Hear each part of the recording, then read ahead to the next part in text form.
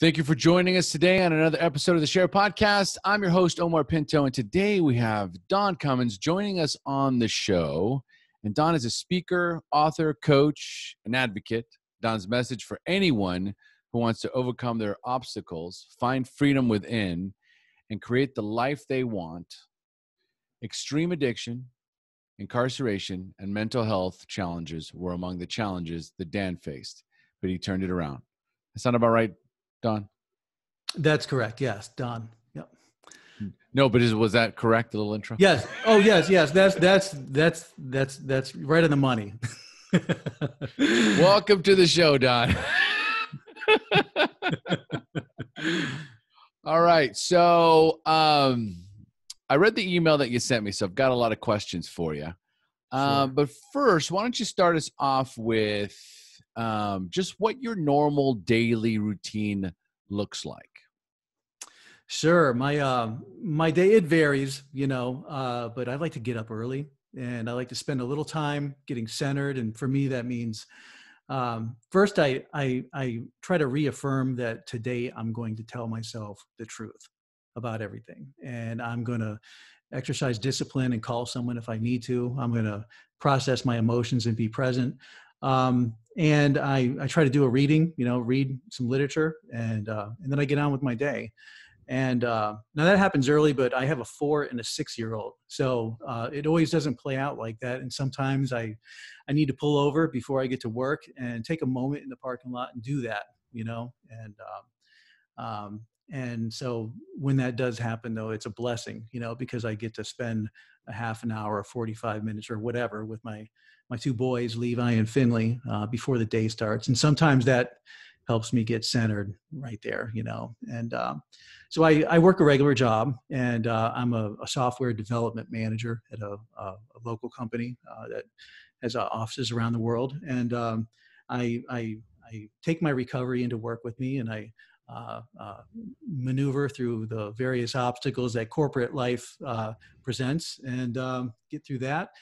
And I come home, and some days I spend time with my boys, and some time. Well, my wife teaches yoga, and then other nights I do my thing, and which is writing and getting ready for the transition that I'm in the middle of right now, and that is doing service full time. And before I go to bed, I take a moment to review my day and see if I've stood up to my principles, and try to look for something that I can improve on the next day, and then it's a wrap, So Very generally strong. that's my day, So you're still going to a physical job? I am. Yes, it's very physical. Well, I go there every day. You you go to an office, right? I do. I go to an office. We just started going back, I don't know, a month and a half ago, and we were working remotely. I'm a software developer, so we're able to do that remotely, and I'm grateful for that. But we do have some people in the office and managing. I need to be present at least part time to interact with people and for meetings and so forth. So yeah, we go in, and we do. And so when it comes to recovery, okay, what does that look like for you these days? Do you go to, are there physical meetings that are available? Do you still participate? What does your recovery program look like? Okay, so apart from my personal time, I call my sponsor daily, and or every other day, depending on just how things go. I do a Zoom meeting a couple times a week.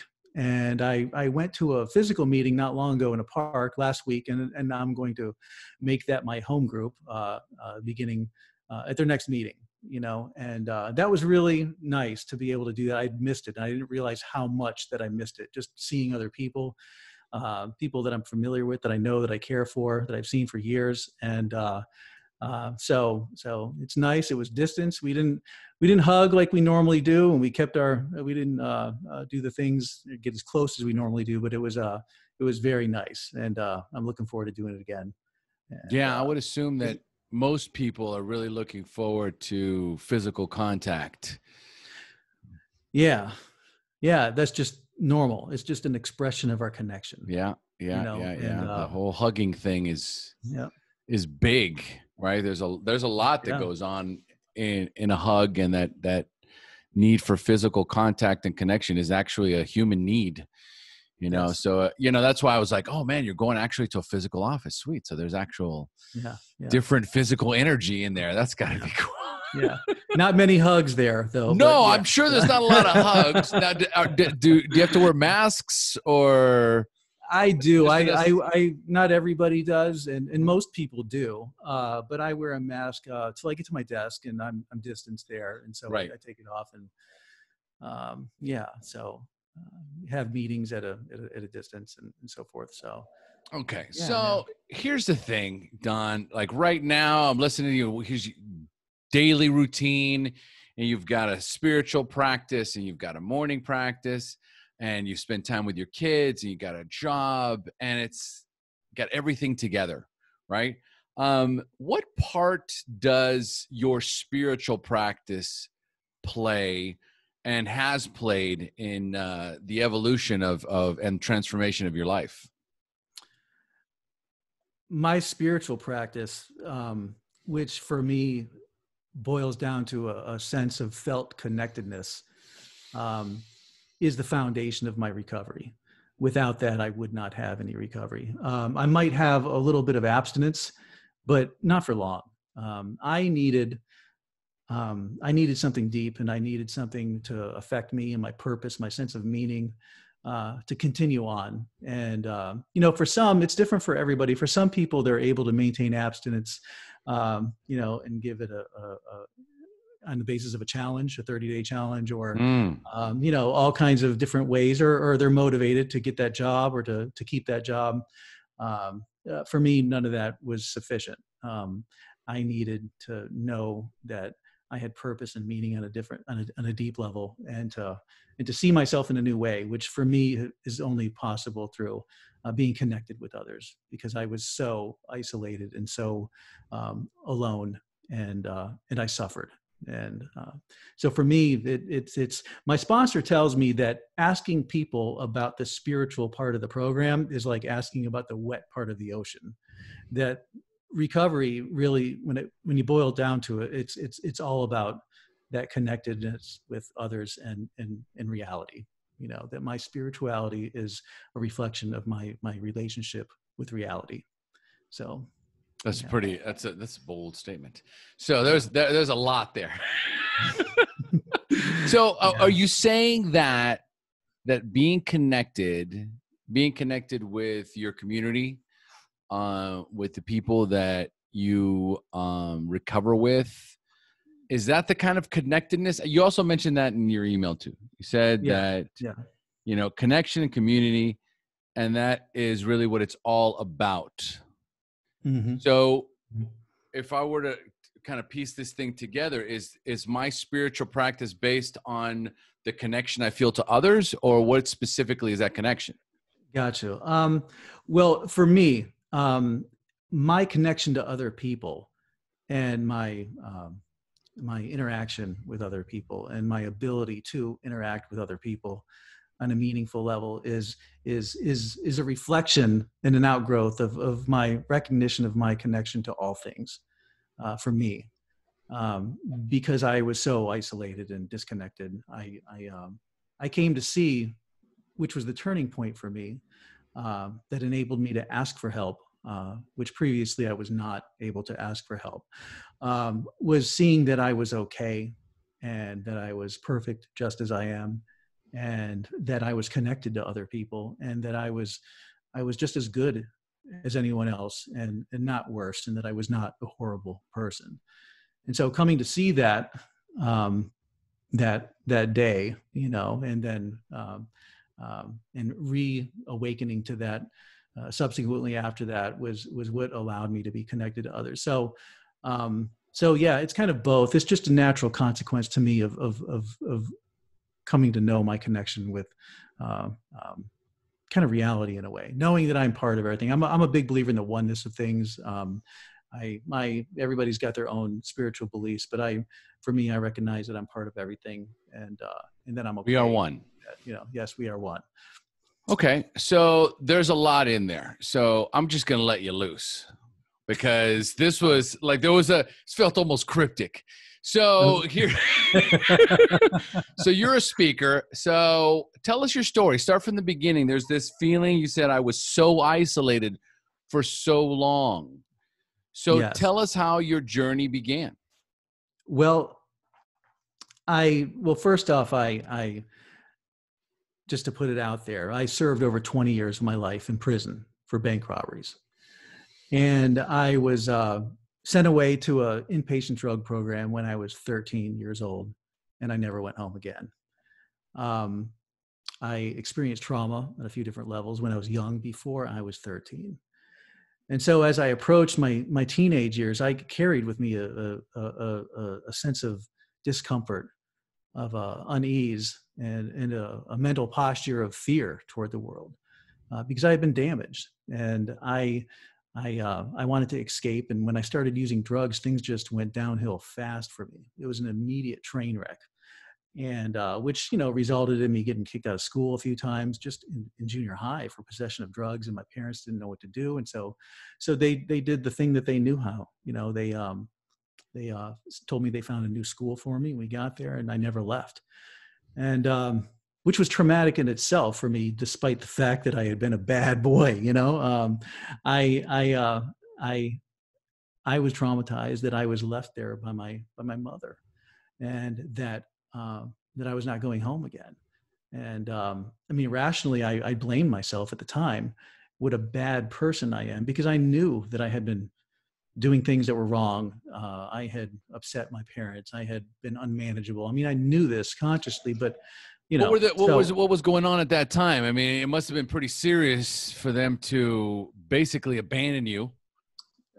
Yeah, it was. And I was doing things like, sneaking out of my room at night and spending time with older kids, doing drugs and getting drunk. And I would be gone for a couple of days. And I had a younger brother and a younger sister who looked up to me. Okay. They needed to protect the family, and they did what they had to do. So I viewed myself as a horrible person. I'm a bad older brother. I'm a piece of crap. There's something wrong with me. And so I carried these ideas into the juvenile justice system, and got involved with crime, and ran away a lot. I escaped from every program that they put me in. Juvenile hall, from reform school, from youthful offender prisons, would jump the fence and run, and and I wound up living a life of crime from a young age due to that. And I went to prison for the first time when I was 16 years old, to adult prison, because I had such a horrible record. And so, and when I eventually did get out, I got out with a sense of, I'm different from everybody. All the other kids, or all the other, by that time, 17, 18, by the time I got out, I felt like I didn't fit in at all, and I had to act tough. And I just was very conscious and very aware of how much I was not like anyone else. I didn't go to high school, and I didn't go to prom, and I didn't experience those things which other people did. And I felt like a fraud, and I felt like I was fake on some level. And so when I got into drugs once again, I went hard, and I went to the bottom. I drank continuously, and smoked crack, and just experienced homelessness, insanity, mental wards. And when we look at addiction and alcoholism, and we think about the jails or the institutions and the death and those consequences that are so severe, I definitely experienced most of that. And it was a natural consequence of the way I lived my life, and the hurt and the pain and the disconnection with my own feelings that I felt, the denial. And so I needed a miracle in my life. And so I guess that's yeah, they're so, Don, open up. I have to pull this out of you. Okay. So listen, this whole idea of getting kicked out or getting put into a boarding school? Was it a boarding school at 13? It was a Psych inpatient ward? drug. It was a program which later on had been shut down by the government for abuse and things like that. So it was all teenagers who had been committed there by their parents, and it was not your typical program. It was based on 7 steps, not 12. They condensed it down to 7, and you had to have interact with other counselors and group sessions for 13, 14 hours a day. And, they kept you hungry and hot and, they'd kick you around a little bit here and there. And They were trying to break you. yeah, they called it humbling. You go through a process of humbling first. And so some people got humble and others did not. And I was one of the ones who did not. So here's the thing. You were escaping from everywhere that you went. You were constantly getting out of, sneaking out the window, jumping over fences. What were you running from? I was running from a sense of just these places to a large degree, whether they were kind or hostile, the environment, on some level being sober and having some type of curriculum or program or things being told to me that kind of required me to take a look at myself. It was almost unbearable. I was not able to bear that. I'd never ran away from any place because the food sucked. I never ran away because, the environment was just that uncomfortable. It was because I didn't like looking at myself. That was a bunch of bullshit. I didn't want to spend any time with a bunch of self-analytical stuff. And I was not connected with my feelings, but I think that I kind of was getting a sense that there were some there, and that touched a nerve, and I had to go. So you were the oldest? Yes, I was. How many kids? 3, myself and my younger brother and sister. Okay. And you were the oldest. And was there pressure on you as the oldest? Not that, no, I don't believe so. Just pressure to not be a juvenile delinquent. And, I had a fairly good upbringing. I never doubted my mother and my father loved me. And I was active up to about the time 12, 13. I played baseball. I played my guitar, and I had some friends, although I kept them at a real distance. I never had a close friend. I always kind of put up these walls. But I had an environment that I don't know that it didn't. It wasn't a hostile or a lot of pressure to be, I didn't have a demanding mother or father who had high expectations for me and that was always on me about doing the best that I can be, and that's not good enough and that kind of thing. I never heard that message. I heard a message that you need to change your behavior, which I didn't. And so there just came a time when I guess enough was enough. And so. And you say that I suffered trauma throughout my life. So what was going on? There was this need to escape. There was this need to go out, disappear, take off for a couple of days, get high with your friends, get into trouble. So, and there was trauma. So what was the traumatic events that led up to, even in the teen years? Sure. Well, there's some things that I don't quite recall fully, but I suffered abuse as a young boy from a neighbor, an older friend of the family. And I believe that caused me to doubt myself. I felt unsecure, and I witnessed the suicide of a violent suicide of a close family friend that was like an uncle to me, and he did it right in front of me. And that was when I was 9. And when I started getting high, and I went through this, those couple of years when I was 11, 12, 13, and I got put away, and I would run away, and I was abused on the streets. I was in a position where I got preyed upon by older men sometimes. And I felt that I didn't know anything about trauma at the time, and I blamed myself, and I was silent. Mm. But anybody that abuses a 13-year-old boy, they're a predator.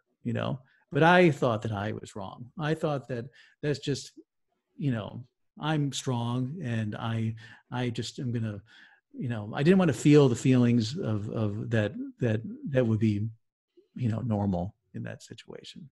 So I stuffed them, and I kept silent, kept my walls up, and did the best that I could with what I had for a 13-year-old boy in the street by himself. And so I carried that with me, and the distrust and the feelings of not being good enough, and there's something wrong with me. And I took that with me. And so when I say trauma, I from an early age, those are the things that come to mind off the top of my head.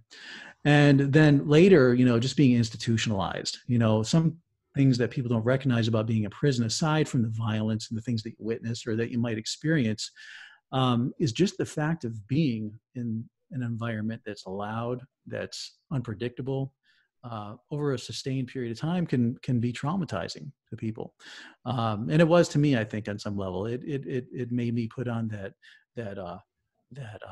convict face all the time. It made me cold and callous and unempathetic when other people were hurting around me. It made it to where I was able to finish my spaghetti when somebody was laying on the floor bleeding out next to me. And those kind of things are not normal. We're not made to be like that. And so I trauma, I believe, on some level was the cause of much of that, and my inability to feel my feelings and to shut down emotionally because of that. So, okay, yeah. So this is making a lot more sense as I'm listening Yeah. to this, and my listeners are listening, and there's Yeah. probably this, oh, okay, now I get it, right? There's a lot of, and it could be, and depending on how much work you've done, Mhm. suppressed anger, resentment, bitterness, rage. Okay, Yes. that's Yes. underneath the surface. Were you able to work through all that at some point with some sort of a counselor, therapist, coach, something of that nature? Yes, yes, and I continue to do so. I feel that I heard you say on a recent show that it's important that when we are helping people that we're strong and that we have experienced healing, and so yes, I'm glad to say I have, and but the work is never done, and I still can get emotional even though I have done some work when thinking back about things, and I still have recall, and I experience things uh, that I see in a new way. I realize that I was not at fault for that. There's just a lot of material there to work with, and so it's an ongoing thing. But yes, thank goodness. And so yeah, the questions, the Yeah, answer. no, absolutely. So I'm very curious about the armed robbery, the bank robberies. Okay, Okay, okay. bank robberies, right? Yes, they were uh, Okay. quite a few. So it's how old were you when you got involved with armed robbery?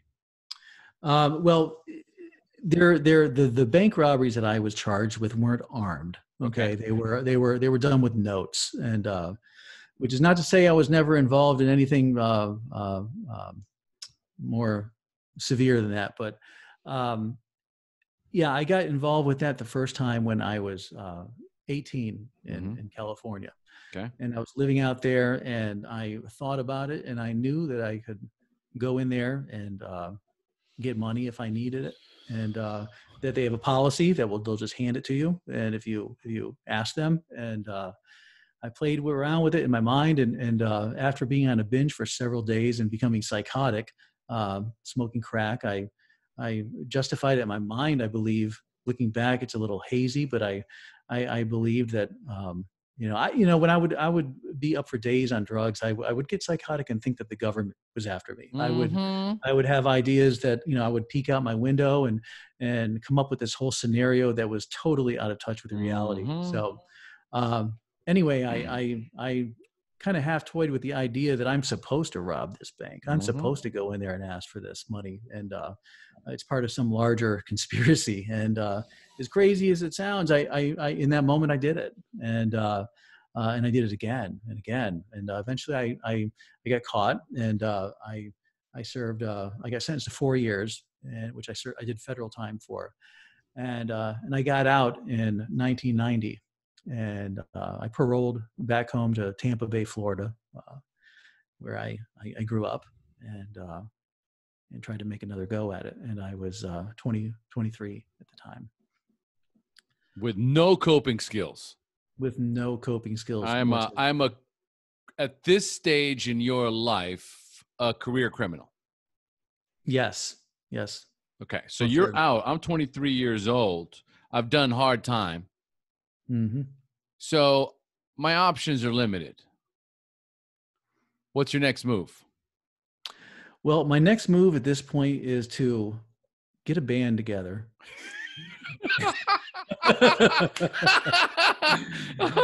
Yeah. When I was in the feds, I was in a metal band, and our name was Ill Repute. And, what does that sound familiar? Yeah. There might be a band named that in the free world somewhere. I don't know. Okay. It does sound, I'm pretty sure there is. Anyway, Ill Repute in prison. Yeah. And so I had to do that when I got out, and my idea was that we're going to get famous, and everything's just going to be easy, and we're going to just blow everybody away with this awesome music that we have. And I tried, and but I was on house arrest, and I was on parole, and I was getting drug tested, and I wound up joining a band, and that had gigs out. And on the first gig afterward, I wound up in a motel room with some people doing coke and drinking. And 2 weeks later, I had a needle in my arm, and it was all downhill from there. I just let everything go. And within 6 or 7 months, I had robbed 6 banks, and they were looking for me. I was on the news, and I had literally lost my mind, and I got arrested. And as you said, you talked about career criminal. I was charged as a career criminal and sentenced to a total of 22 years in the Florida Department of Corrections. And so I was back at square one once again. How much of that time did you serve? 15. 15 years. Federal again? State. What's worse? I would have to say that the state is worse. Yeah, much worse. Federal was, you had access to more rehabilitation type of activities, Not that it necessarily ever helped me. No, but yeah. They had band rooms there, and they had nice libraries, and they had a good rec yard, and different activities. They had a tennis court where I was at, and I never saw a tennis court in the state system. So, it was just a better atmosphere, made you feel a little more 15 years is a long time, Don. Yes, it is. Like you said, it's loud, it's violent, it's terrifying. But there's a lot of time to think. Yes. What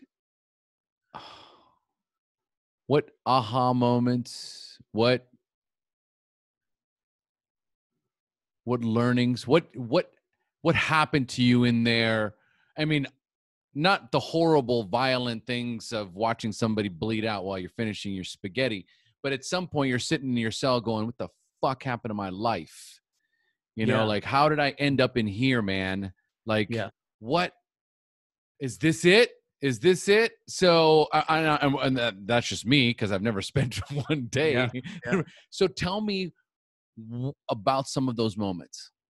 Yeah, well, there have been hundreds of those moments, maybe thousands, and just depending on what's going on at the time that I'm asking myself those questions, and how I'm feeling, and depends how deep I'm willing to go with that in any given moment, and I think I'd been in jail for about a year and a half, and I got 20 years in one county for 5, and then I had 1 in another county, and they gave me 22 concurrent, which totaled to 22 years. But when I got in that second county, I'd been in jail for over a year. And I had this major kind of, I don't know if you want to call it an awakening or Yeah. just a self-reckoning. And I realized how wrong I had been, Mm. and there wasn't a lot of self-love or self-forgiveness associated with it, but I knew that there was something wrong with me. I finally accepted on some level that most 23-year-old dudes are not sitting in prison as a habitual criminal about to go away for a long fucking time, And so I that was very hard to come to that realization. And it's very strange. And I know it's probably strange to hear it for other people, but to even get that far, to never really come to that realization that, hey man, this is not normal. That's astounding. And it's kind of informs me to the degree to which denial and the inability to see the truth that can really be present in a being, and so I didn't know what to do with that. I turned to religion for about 7 years, and I educated myself, and I got heavy into reading philosophy and theology and studying history and trying to find that secret that would help me come to some nirvana and help me become strong within myself. And I never found that. I found a lot of good things, and I learned a lot of great things, but I never found peace. I never found that acceptance of myself, which is what I really needed all along. And so other times I, kind of tended to agree with other convicts were saying, the reasons why people wind up in prison. It's amazing to hear some of the things that, there's always, some people that they honestly didn't do what they're there for. That happens sometimes. And other people have the idea that, hey, the reason that I'm here is because there's a conspiracy, and the world out there knows that I'm just too damn smart. So they're keeping me safe and away in here. I mean, for the longest, I would tell myself whatever it was I needed to tell myself to feel okay about myself. Mm-hmm. And I see that playing out with other people as well. People's rationale for why they are there and why they did the things that they did. And but yeah, I had tons of moments of self-reckoning and trying to figure out what the key is, how I can change it when I get out. And when I finally did get out, almost 15 years later, I didn't know that I was an addict and that I needed recovery. 15 years without smoking crack was the solution for me. And I never dreamed that it would be possible that I would go back to that, because I hated that particular drug, but it would be okay if I could drink a little bit, I told myself, or if I smoked a little weed. That was what I kind of held back and thought that I could do just a little bit. Mm-hmm. So that was the state of mind that I re-entered society with. And how old were you then? I was 39. 39 years old. And Arrested Development, if you were to guess, or you might even already know this, I'm 39 years old in the physical realm, but how old were you mentally? No, maybe 8. Yeah. I got an 8-year-old in a 39-year-old man's body who's free out of prison, has no idea what to do next, except drinking and smoking weed might be okay. Yeah. And it wasn't that I made plans to do that. I thought, well, I'm not going to be too hard on myself, and I'm not chasing that. But if it comes up, what the hell? It's not a big deal. As long as I don't do that one particular drug. Yeah. Because I know that when I do that, things do not turn out well. Mm-hmm. And I've got so many 15-year sentences left in me. I just don't want to do that again. Yeah. So, so I getting out was this time was much different than previous times. When I was young, my parents were not well off. We just got by. My mom shared a car, my mom and dad, and my mom cleaned people's houses, and we had lots of cockroaches galore in the house. And but there was a lot of love, but things were different when I got out. My parents had done well, and they bought a second house, and they let me rent that house from them at a low rate so I could get on my feet. and they were there for me and helped me buy a vehicle. They helped get me set up. My dad bought me a membership to kind of an exclusive resort spa that was Safety Harbor, where I grew up at, sits right in the water of Tampa Bay. And so the short version is that, within a week of being out, I had a car, I had a laptop, I had a cell phone. There was no internet when I went in. When I got out, boom, everything's different. And I had a place I could work out at and continue doing that. And so I started looking for a job, and I found one, and it seemed like I was set up. I had everything going for me. I didn't have to work for that. My parents wanted to give me the best possible chance to succeed, and they were able to finally. And they felt bad, for the things that had happened in my life and whatever role that they had in all that. And they wanted to help me. And so they did. They helped me. But I was not ready.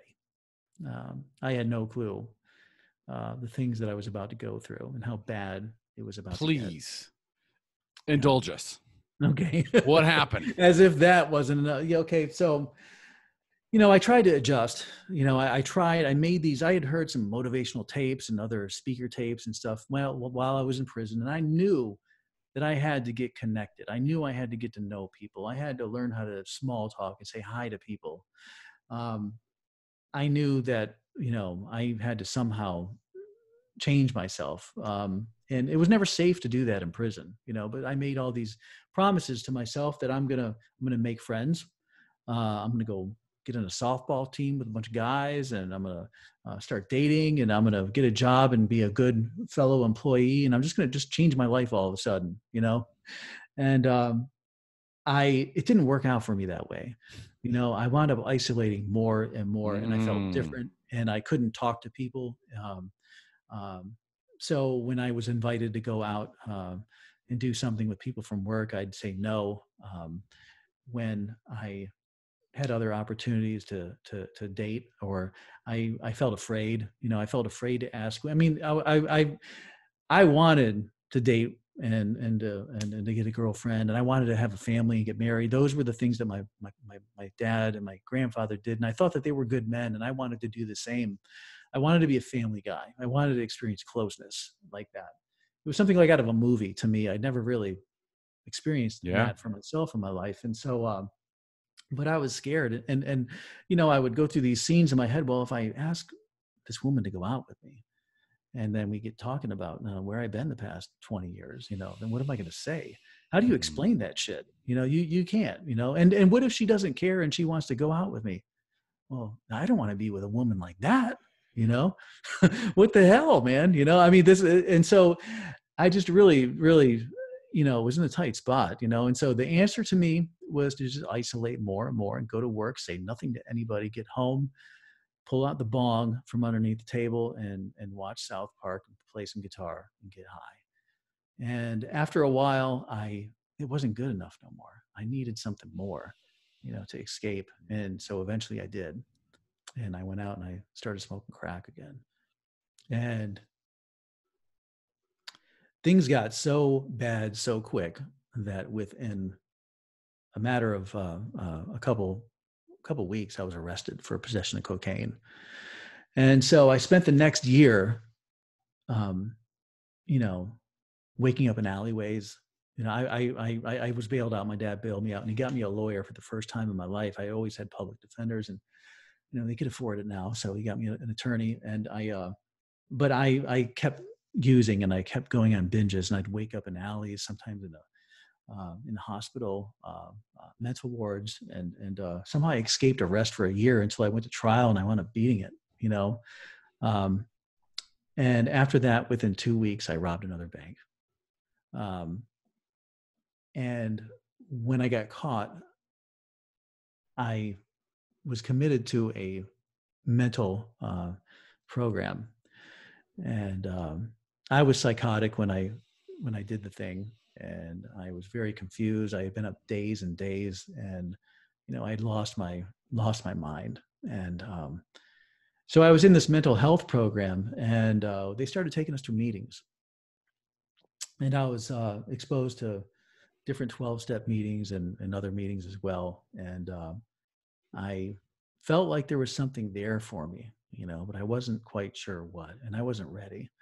It was a lot for me, and I still couldn't really relate to people in the way that I needed to, that allowed me to feel like I was on the same level with them, that I could empathize with them, and I identified. The identity was a really hard thing for me, because I was so different, I felt. So I went for another couple of years just totally screwing up, and it's more of the same, until I went to a workshop one day. And I I talk about it. I still get really emotional, man.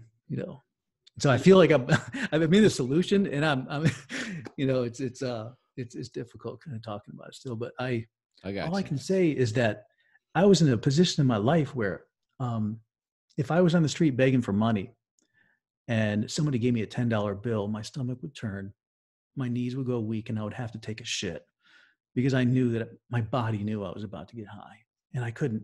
I was just in the grip bad. And I had a kind of a peripheral exposure to different recovery programs, and people always told me, call somebody. When you think you're going to use, or you're going to go drink, or whatever you're going to do, call somebody. And I could never do that. There was just this barrier there.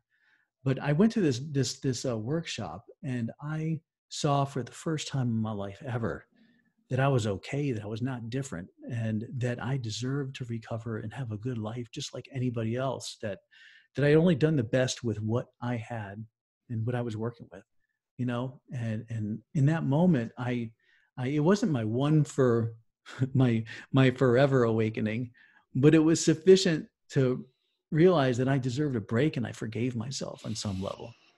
And at the same moment, I realized that I was connected with other people, that I'm not different, and all of that. And it gave me permission afterwards to ask for help. And I'll never forget the first time when I got out of my last binge, I got out of a mental hospital, and I went to a homeless shelter. And it was in the homeless shelter where they gave me a bus pass that was good for a month, and also good for trading in the street for a few hits of crack, that I realized I could walk 3 blocks away and go do that thing, and my knees went weak, all of that. And I remembered that I can call somebody, and I called my sponsor, because I heard his voice in my head saying, you never have to use again. And so, and so I did. I called him, and my recovery journey began.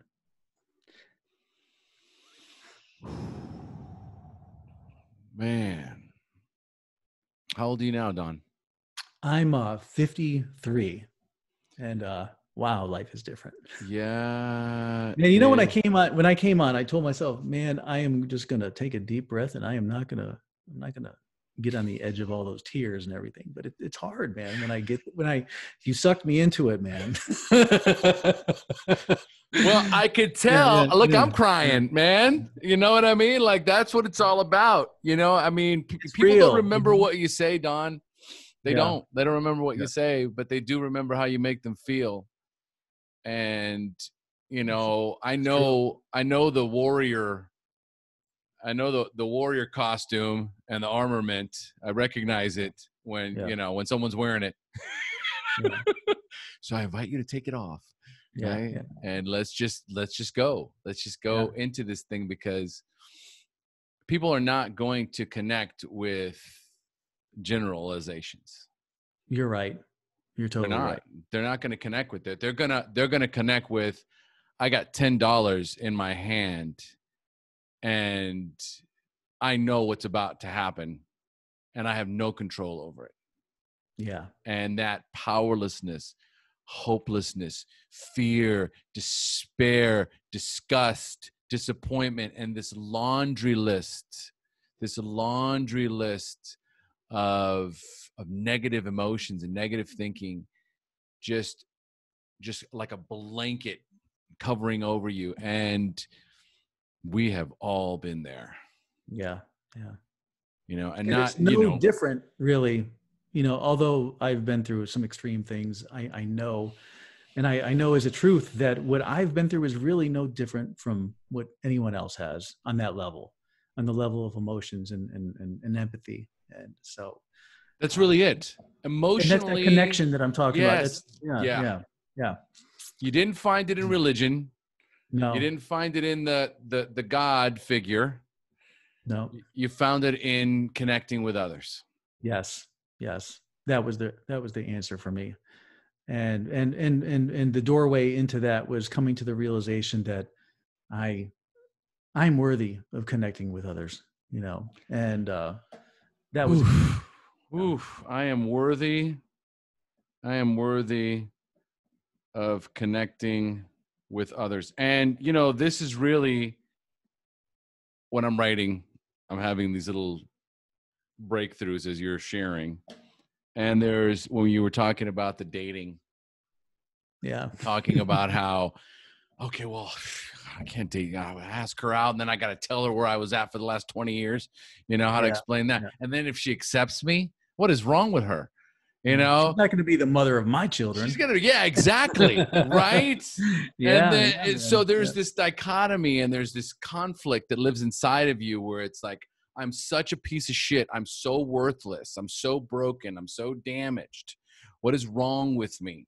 Yeah. And then anyone that shows me kindness, immediately I judge them. Yes. Yes. Immediately I judge them. What is wrong with you for giving me the time of day? Don't you know I'm just going to hurt you? Yes. And as simple as that is, that kept you out there for 20 years. It did.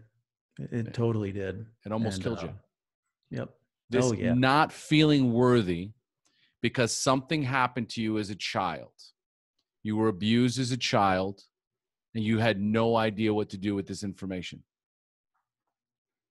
I got, what do I do with this? Yeah. What does this mean about me? Who am I? What does this mean about my sexuality? What does this mean about, like, what is going on in my life? And I have no one to talk to. And the crazy thing is, you have these really amazing, loving parents. Mm-hmm. So I would judge myself against them, what good people they are. And yeah. So, obviously.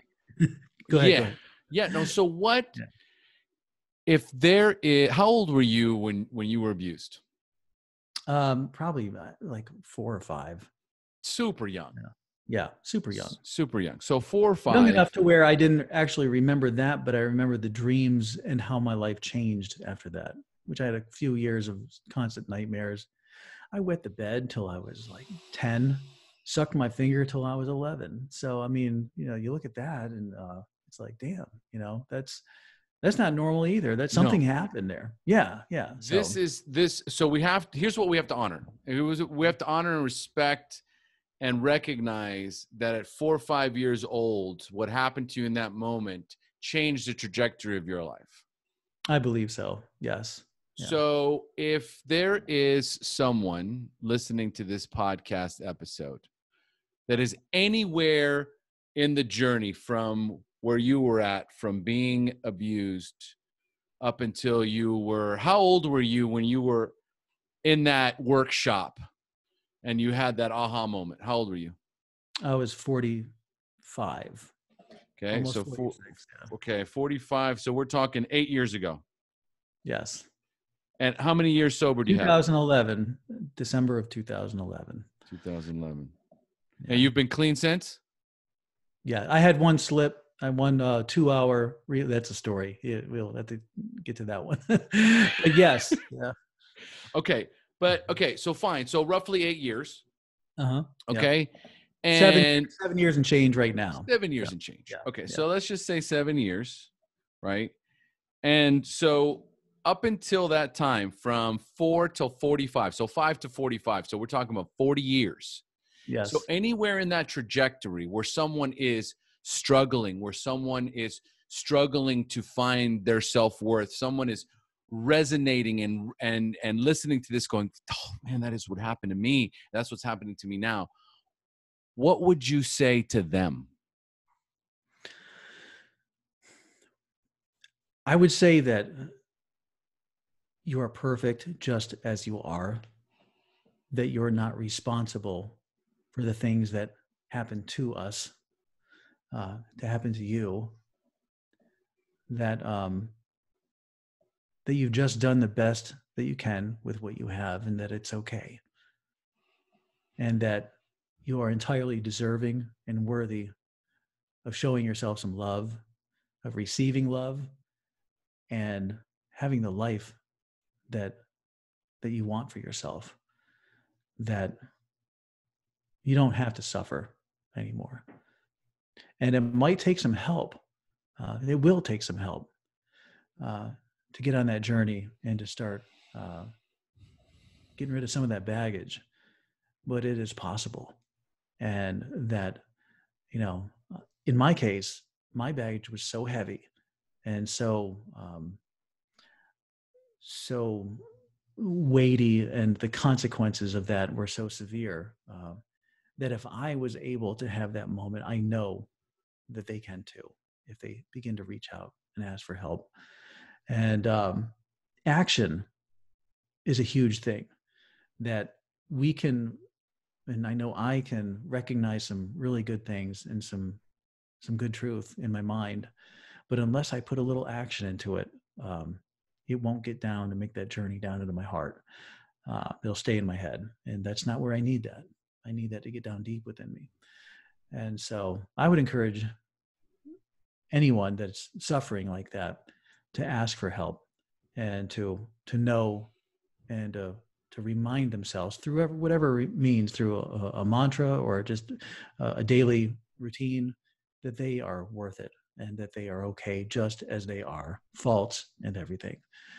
And for me, that was, and that they deserve to connect with people and to be close, and all of that. And that's the foundation of my recovery, and what helped me to begin healing. And because I know that I am the same as everybody else now, I know that that is the answer for anybody practically. So Would yeah. you say that the number one reason that was preventing you from asking for help was your inability to feel worthy of it? I believe that. If it wasn't a conscious thought or feeling at the time, Usually it isn't. was, and it wasn't. No, but yes, the answer is yes to that. It was just a given that when I feel this feeling come over me, and I'm going to go use that, calling somebody doesn't even come into the equation, because it's not possible in my mind. It's not possible that anything like that can even work. Because what is someone gonna do for me in that moment? I'm alone, and they can never reach deep into this heart, into this being, and help me to change this trajectory I'm on right now. That I'm doomed. I am going to use, and nothing has ever stopped that, and nothing ever will. And that mindset is what had to be crushed, and I'm so grateful that it is. And that's why I asked, because right now there are people listening that the only thing preventing them from asking for help is this belief that they are beyond reproach, that they are beyond help, they are beyond forgiveness, and they are unredeemable.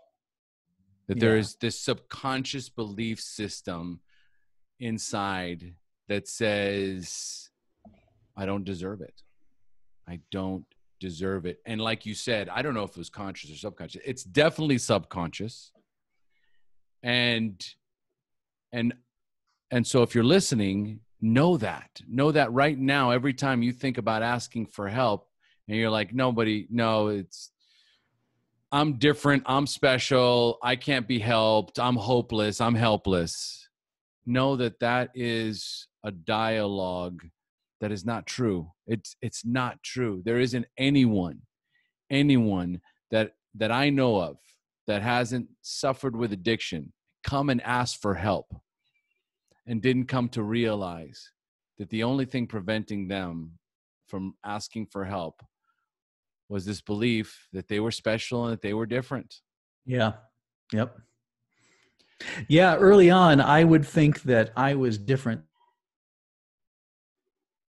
had a car, and I had a job when I first started going to meetings after I got arrested, and that they're a bunch of drug addicts, and that's Mm-hmm. me with this big prison history. And, and then later on, when I came to meetings as a homeless person, all these people have cars and they have jobs and they're different than me. I always found the difference. Yes. Yes, for sure. So you've got now, okay, so 7 years. So tell us about what has been happening in the last 7 years. Because like I said, when we opened up this interview, it's talking about your daily routine, about your boys, about, I'm assuming you're married. Yep, I am. Okay. So Yep. married and kids. So what happened? So now now it's the comeback. Yeah. So now it's the comeback, Don. So you had that aha moment where you're like, man, you know what? I think I can ask for help here. I think I can, I think that I can recover. I think I can change my life. You get into recovery, you get a sponsor, you start doing the work. Tell us about how your life has evolved since then. Yeah. Well, at first, I went through a year and a half at first where I was just so amazed that I was clean and I was free. And I had a group of small friends that I knew I could identify with. And I had a sponsor who cared for me that, all I cared about is if I had a bus pass and I could get to a meeting every night. And I had friends that I would see there. And as long as I could do those things, and I had a Red Bull and a pack of 305s, I was good, man. There was nothing else in this world that I wanted. Life was good.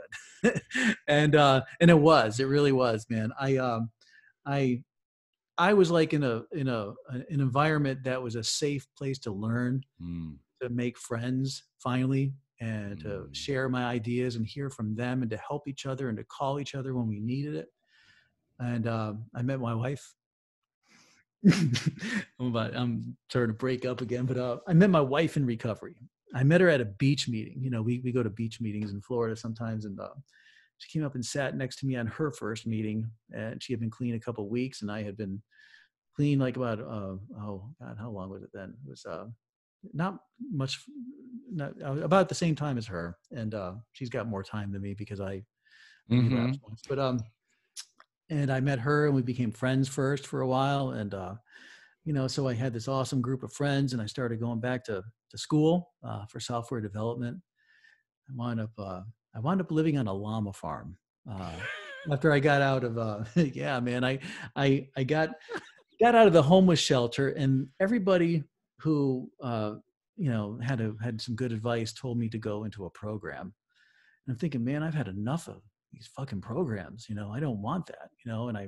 But I was willing, if I really had to, I would. And I prayed, and some guy that I know in the meetings knew of someone that had a llama farm who was also in recovery, that they needed someone to exchange for room and board to feed the llamas and do some work around there daily. And I did that, and I got some good outside time, some good spiritual growth time, and that served me very well for a few months until I came home one night and found him smoking crack in the house. And so that was over, and I left and wound up renting a room, and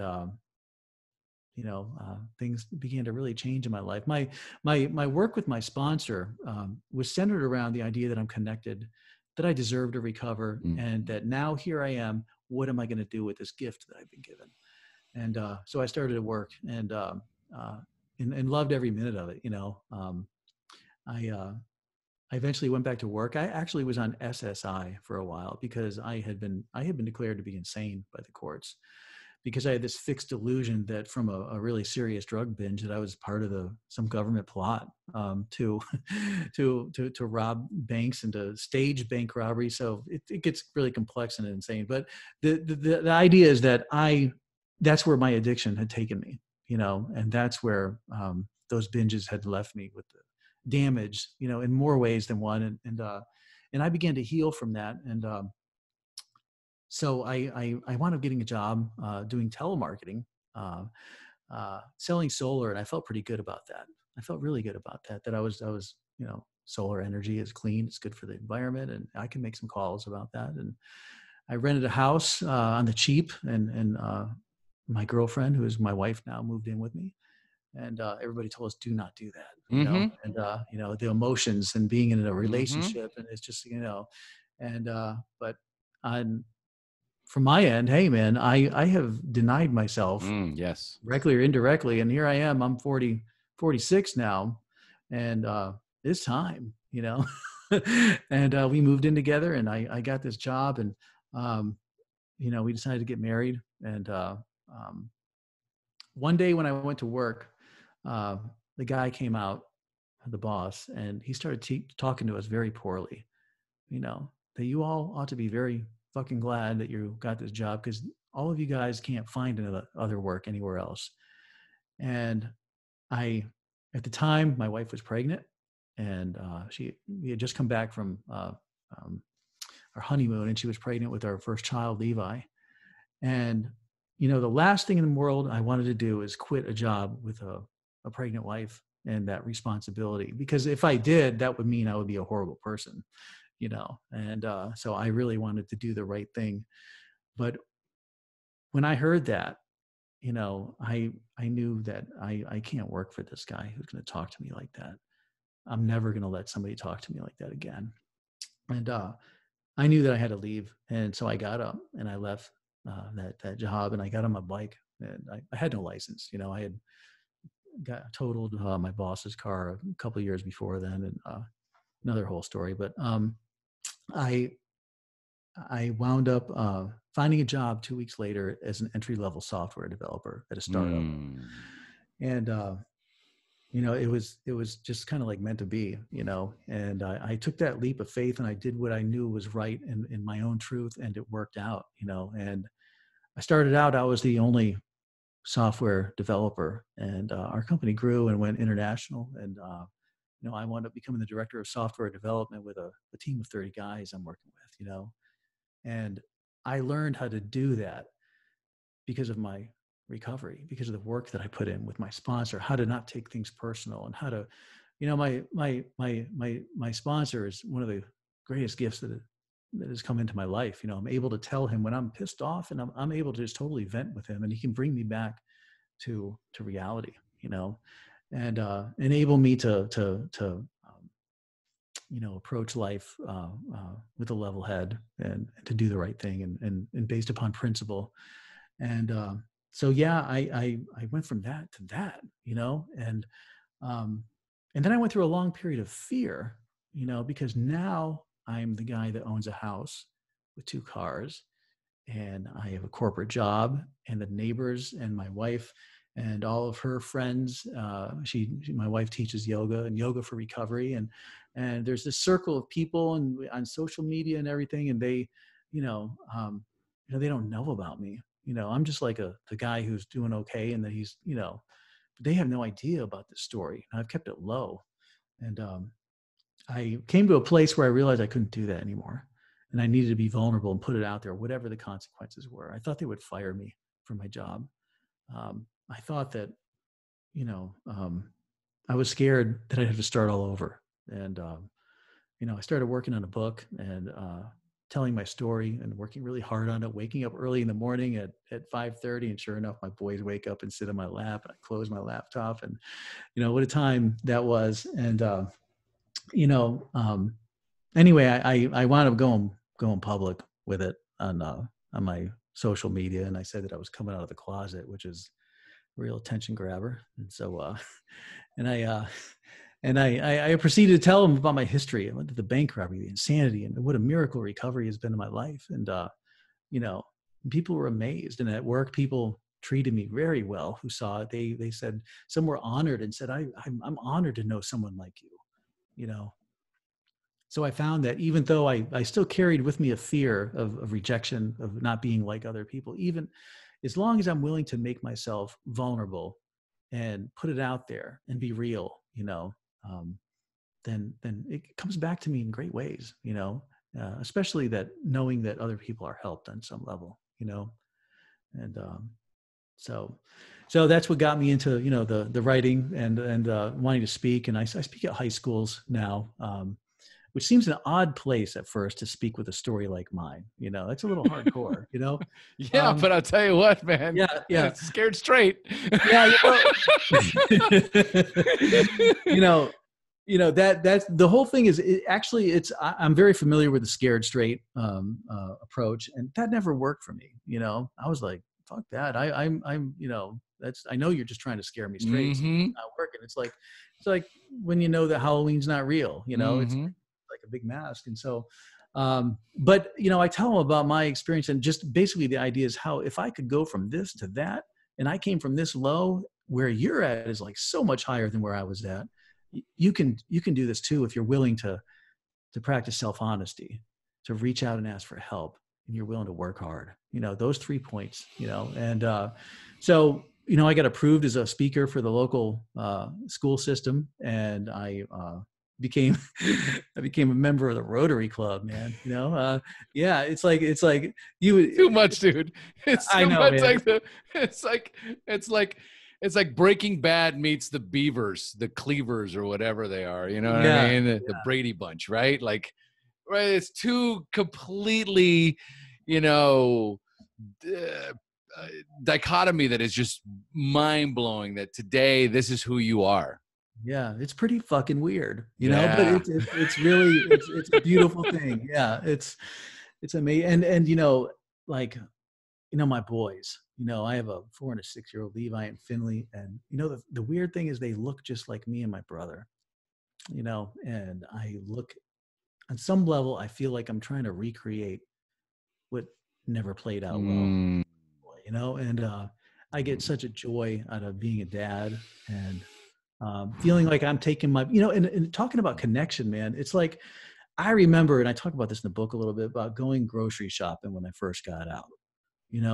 How, man, I let the reader really in my head about the thoughts that I'm going through as I'm going through these aisles and looking at people and getting scared and averting my eyes and just all this stuff. And, what I wanted to be is part of the shopping community, to feel that, to be part of everybody, and when I do go shopping now, I am part of the shopping community. I'm good with that. When I go out and I see parents with their kids, I'm part of the parent community, and I'm good with that too. And when I'm working, I see myself as part of society now, and not just society, but humanity, and that's the healing that this thing can do. And the blessings are just unlimited. It enables me to be free enough to pursue whatever it is that I want. And I've been blessed beyond measure. It's just like, it's almost unheard of, to look at the before and after, like you're saying. And yeah, man, it's just, that's the power and the miracle of recovery. And it's available for all of us. It really is. Incredible story, Don. Like, now, it's funny, you get rolling and it's like, I could ask you a million questions right now. We obviously don't have time, but it's just such a miracle that, and a blessing in the sense that what you have today, your sons and your wife and your community and the shopping community and your job, like what I hear deep within you is this strong appreciation for everything that's in your life. Yeah, I do. That changes everything. That changes everything. When the fact that you got out of prison, here's a car, here's a phone, here's a house, here's everything you need. It prevents you from appreciating it because you didn't earn it. Yeah. This time I came from the dirt up. Ooh, and man, yeah, hardcore. So, Don, if our listeners want to reach out to you, what's the best way for them to follow you and to find you? They can go to doncummins.com, and there's a hyphen between the Don and the Cummins. You can also just Google Don Cummins, and you can throw speaker in there with it, and it'll pop right up on your first page there somewhere. And that site has links to my social media. It's got a link to the my book site, theprisonwithinbook.com. And there you can download a sample of the book and check it out on your Kindle Reader or whatever you use to read ebooks with. And you can also pre-order as well. But they can connect with me there, doncummins.com. And I'd love to connect. So here I am. Perfect. And the name of your book is? The Prison Within, a memoir of breaking free. Love it. So I will have links to Don's website, and I'll probably put some of his social media up there on the show notes as well. So check out the show notes to reach out and connect with Don. So Don, 2 questions for you as we close up. Number 1, what is the best suggestion you have ever received or advice? Yeah. When I was at my lowest, and it was before I had my awakening that I described at that workshop, someone told me and sat me down. They told me, man, if you don't reach out for help, you're going to wind up dying, but I see you can't reach out. So what I want you to do is do this to the best of your ability. Make a decision that you're going home to that place where you need to be. And they gave me an analogy of like a pigeon that it doesn't know how to get home, but something within it does. And if you make that decision and stick with it, somehow you'll wind up getting there, and every time I used after that, I just refused to believe that something was coming. It's right around the corner. And I had that faith and the hope that it might not have kept me clean all the time, but it kept me with the belief that things are going to change. And on some level that took me through it. And I clung to that I clawed at that truth, and it arrived for me, and I'm grateful, so grateful for that. So my advice would be to, believe and make a decision that things are going to be different, that things are going to be as you want them to be. And even if you don't see evidence of that right now, believe that. And I believe with you that that's going to come to pass. It reminds me of 2 things. One is a quote that I heard that was, I don't know what to do, but something inside me does. Or something or I don't know how to do this, but something inside me does. And then the other one that I tell my clients all the time, which is, don't focus on the how, focus only on the what. Yeah. Let the universe figure out the how. Just be crystal clear on what it is that you want, and have faith that the universe and the powers that be will figure out the how for you. That's right. I believe it 100%. Yeah. If I would have been able to figure out the how somehow, I'd have just fucked it up. Yeah. Oh, dude. Absolutely. Yeah. Miserably epic failures. Every time I start thinking about the how, that's always where I get stuck. Yep. I have to get clear on the how and believe that I deserve it. And then just get to work. Okay, one more question. What is one parting piece of wisdom that you would like to share with our listeners? It's just a quote. It's a quote that came to me, and that I say it sometimes to people. But it's deep, and it's if you can just get a grip on reality, it'll become like clay in your hand. And I believe that, so I try to focus my effort on recognizing truth within and without, and moving forward and basing my decisions on that, and improving my relationship with reality. And everything seems to flow from that. So yeah, that would be my parting words of wisdom. Beautiful. Don, you have an incredible story. My friend, thank you for being vulnerable with us today. Thank you. Thank you so much for having me. It's been an honor. All right, folks, we've now reached the end of our show. Thanks for joining us. And as we say here in Costa Rica, pura vida. Pura vida. Nailed it.